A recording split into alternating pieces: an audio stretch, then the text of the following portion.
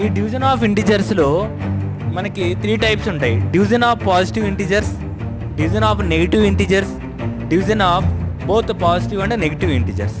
ఈ 3 టైప్స్లో first type గురించి మనం డిస్కస్ చేస్తాం. పాజిటివ్ నెంబర్స్ని 2 తీసుకొని దాన్ని డివిజన్ చేస్తాం. ఇక్కడ బ్రాకెట్లో పెట్టడం జరిగింది 4, 2. 4, 2ని ఇలాగా 2 పాజిటివ్ నెంబర్సే కాబట్టి 2 పాజిటివ్ నెంబర్స్ మనం డివైడ్ చేద్దాం. బ్రాకెట్లో నుంచి రిమూవ్ చేశాను. 4/2 ఏమైంది? డివిజన్ సింబల్ కాబట్టి మనం డివిజన్ సింబల్ తీసేసి బై అని రాస్తాం. 4/2. Okay, here 2 table 1 time, 2 ones are 2. 2 table 2 times, 2 2s are 4. That's why 2/1 వచ్చిందండి ఇక్కడ. సో 2/1ని మనం ఏమి రాస్తాము? 2 అని రాస్తాము. ఓకే, 2 పాజిటివ్ ఇంటిజర్స్ని మనం డివిజన్ చేస్తే మనకి ఏమొచ్చింది?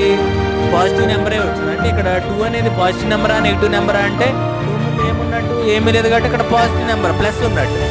అందుకని 2 is a positive number. So ఇక్కడ ఏంటండి, 2 పాజిటివ్ నెంబర్ని మనం డివిజన్ చేస్తే ఏమొస్తుంది?